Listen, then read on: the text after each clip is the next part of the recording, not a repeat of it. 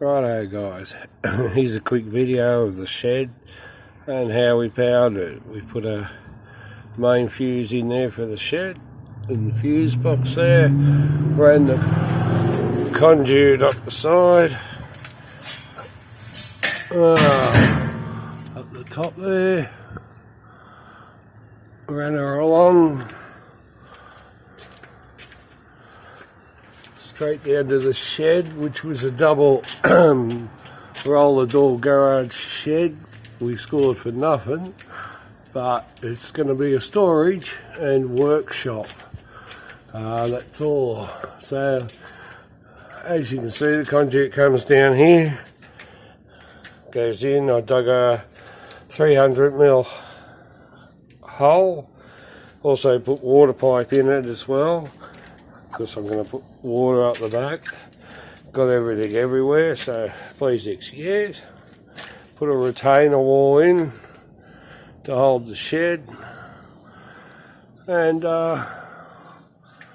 that's the front of the shed, because we had two roller doors. There was one here and one up the other end where the glass door is. Because of the steps, existing slab, we made it like a cave, so you can go up into the shed, and also put the 3-metre door where the existing roller door was.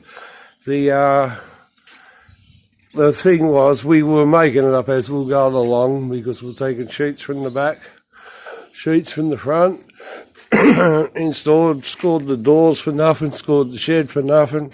Bit of hard work, but I put it up all by myself, except for helping my girl who did the low bits, because she can't get on a ladder, etc. Wiring it up here, put a meter box in here. The main power, as you saw coming from the meter box, comes up here.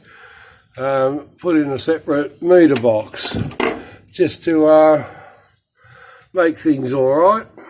I've got your lights, I've got fans, I've got that's the workshop fuse for the workshop side, because what I've done is I've split the shed in half, and this power one is for the storage side. So the half of the shed runs one side, half the shed runs the other side. And the aqua one here, the blue one, is a 20 amp GPO. So I have no trouble running welders and things like that. So this one's the workshop side, that one's the storage side, the left hand side of the shed. So we just run our conduit, what we had laying around. Sliding doors, so excuse the mess, but this is what we have, because we've got a lot of storage. Put the ceiling fans up, put the laser light in, I actually put double laser light. There's 2 sheets, second-hand ones, got them free, got the lights for free, got the fans for free, so we're doing all right. So I doubled up on the laser light, because I know how hot that gets, from experience. So we whacked up this, put a fan there, fan here, plus you've got your 2 systems of lights. Each column's got two fluorescents. Just move this ladder. That's above the door here. We've just made a little, it's pretty dark up there, but I'll fix that in a minute. Made a little storage area. Here's your workbox. So these are your fans. Then we've got there for our outside lights and etc. Your back, your front, your sides. These are for your fluorescents. So I've just done it 1, 2, 3, and 4. So that two light up at a time. So I've also got go to 2, just switch that one off, and we've got that one. But also with these fans, I can just put the the fan on, and you've got light there, which isn't too bad if you don't want a lots of light. It's good, and the fans work off the box, not a problem. So that was just a later idea. Then I've got the 20 amp power. That's with a 6mm wire going to it. It's not your 2.5 or anything like that. It's 6mm, and I will run one also out the back because I'll have the compressor out the back, and so it'll run that. And I'll have no problems welding and everything like that. We just ran them through the 50mm conduit because had a few wires. Most of the conduit had for nothing, just picked up and splitter boxes, all that stuff. Had to buy some joiners and etc. That goes to the centre, straight through, a couple of whirlybirds come with the shed, and that goes to the back. There your lighting for your lights. Down for your bottom ones, your outside lights, because I put all them separate. The top ones, your GPO power, your power points. So when I can get to the wall, I'm putting GPOs, power points, all along the column here, and also putting the bench and a wall up so the GPOs will be sat into the wall. So they'll be just intermittently put around to the actual workbench at the top. Got vents there. I've got some down low too, so I can put a portable aircon if I want. I was going to put a AC in, but I'm still umming and ahhing about that because, you know, sheds do get hot. Now, so this is one side. I had to make my own back door up. I bought these sheets to join the top. As we said, the door was on the side of the shed, existing shed. So the sheets above it, well, they're actually fence sheets, because we were going to buy the other sheets because they got the colour on both sides.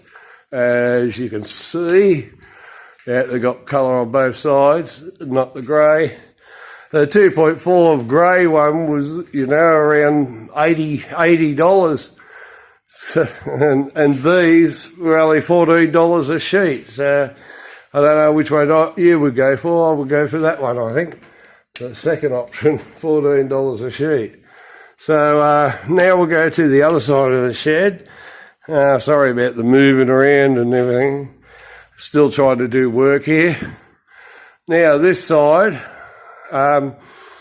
this is all the storage, making all the shelves up. Paid $150 for the wood and all the melamite. You just pick up on the side of the road. Everyone don't want it. So I'm going to also put shelves from there to the door to finish off. But I've made up a cupboard for this side from leftover melamite. Some people don't realise it can be handy. So I did have to buy the backboard, actually, the plywood. That was a bummer. But anyway, I'm doing so far, we're doing pretty good. So, and there's your wiring for you to go outside for your lights. You know, carry on. Then you got your wiring in there for your fans. That's the odd fan, because the side of the road job, it hasn't got a light, so it's still not a bad fan actually. These ones got lights. I've got the lenses as well, but I haven't put them on yet. And as you can see, the conduit just goes straight outside. That other conduit's ready for the power points. We'll be having security cameras all around. So, and like I said, in the wall, I don't know if you can see, I have put, there's a little vent there, like I said, for the what do you call it, the portable air conditioner or something out the back here. Haven't got much room. Just going to pay this, and I've got a pipe down here, down in here. That's where the compressor's going to sit. I put a roof over it, make it into a little shed, and the hose and everything will go through there, so it'll be out of the shed. So that's virtually what we've been up to. It's been a shed. You pay as you go. You got some money, you do a bit more work. It's taken its time. It was a really good thing when the lockdown was on, because this is what I did. I built the shed by myself. Just kept me off the streets, I suppose. You could say. So, and we got all this stuff out of storage, so we've saved a lot of money there. Just with the existing slab, we just had a little of a problem trying to level it. We didn't actually level the slab. We had to level the posts, so therefore we had to put, as you can see, a concrete block there. That goes right down to the ground. We're going to tile all outside here. It's a slow progress, but we're getting there. And your wiring, there is a product that's been around for many a year, because it's been a Leco for a while, and have seen them, but for some reason they disappeared. I just put a screw here. Yeah, they've disappeared, and I haven't seen them much anymore. And what they are is they're called wire nuts. I don't know if you can see this. I'll just put them down here. Yeah, they're called wire nuts, and the Ideal have got a company called Ideal, if you can get onto them, and that's it there. And inside you have a spring. I don't know if you can see that. And you've got various sizes, for various wires, and they work really well with single core wire, but most wire, unless you get industrial, is strand. Naturally, I'm trying to see if I can get the other ones, but no. There is blue ones as well, and other ones just for different jobs. So the wiring, I'm not quite finished it yet, but got a lot of looping going on here. So you can see what the green plugs do. Instead of having a neutral link or anything like that, because I've got that in the meter box up the end and everything, you just put these wire nuts, and they seem all right. Not a problem with it. So yeah, and that's me 6mm wire that goes to the 20 amp. And then I've got some spare just in case I change my mind to do something else. I've got to tie all these down yet and just branch them into neatness, as they call it. For the fans, I just put a bridge in there so I can just power each one. And also then with the active, the neutral, not the active, the neutral, instead of a neutral leak, bingo. You got your wire nuts, and these are your loops for your switch, just bridge for your power points, and there's your 20 amp one with the breaker. So I think that's about it for now. Like I said, there's upstairs of the thing. I'll just put something up there. So it's been a slow process. I've been trying to get a video on here, just give you some ideas of wiring. I'm going to put a divider wall here behind the door here, so I'll put sliding doors in because limited space, and I'll put all the GPOs and everything. That's a temporary one, just so we've got some power over here. And I'll put all my GPOs sort of along this wall, maybe some on this shelving, not sure yet about the shelving. Made the shelving 700 wide, bit of a pain in the bum because of that extra 4 inches or 100 mil. It's annoying, so the back ones are going to be 600. The silly thing about 600 is it doesn't exist anymore. It's all bloody 45s and 95s and 4x2s don't exist. They're 90 by 45. So and a lot of the noggins and stuff like that, we've just picked up, you know, just asked blokes on building sites, hey, we want some noggins, and they say, oh, just go to the rubbish pile and just grab some boards. So do the right thing and be nice to them and look after them,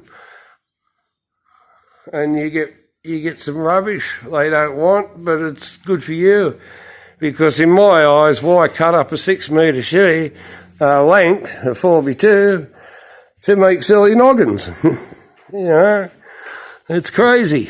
You know, once you start chopping them up, you know, you're losing a good piece of wood. So if you can get something, you know, anything around, you know, I've got some shelves there I've scored, but besides that, that's virtually what we've been up to. So maybe it'll give you an idea what to do about wiring it or whatever, because right now that's a spider web, but it will be fixed, will be tidied up. Same as I've tidied this one up, and like I said, I'll just put the fuses in. I don't know if you can see that better now. A couple of marks, you mean, that's the fuse. I've got the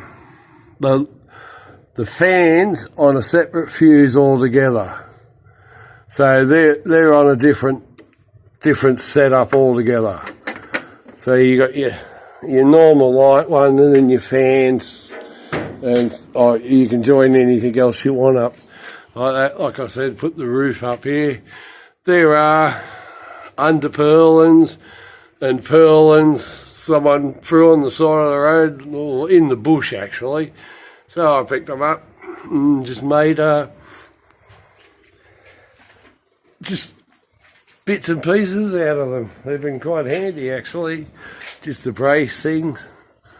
So it's just the problem with all the stuff we got. You know, trying to get organised. And down the side of the shed there. So this side was actually where the roller door was. I mean, the access door. So we took it from here and put it around the back and just begged, borrowed and stole with sheets. And we're putting our downpipe straight into the street. So trying to do the right thing. So hopefully we'll get all this organised and get back to you. So for now, I hope this helped you guys. And the good thing with these floodlights here too, by the way, one's an old globe pointing that out this way, and the other one's one of them new ones with the fluorescent globe inside of it. And when they warm up, they're quite good. You can tell it's like having the Land Rover. You know, one's yellow light and the other one's a white light. You know, there's a new car and you've got an old Land Rover, it's got the yellow light. So there's the conduit, just runs down in the meter box. Quite simple. This meter box, because it's external, it's best to go down and then come up and under your box, just for waterproofing, to make sure everything's all right. So, and all your accesses goes through the wall and things like that. With the shed, because I'm sheltered in that part, I can take them out the top, which has been quite handy. All right, for now, thank you very much. I'll see you all later.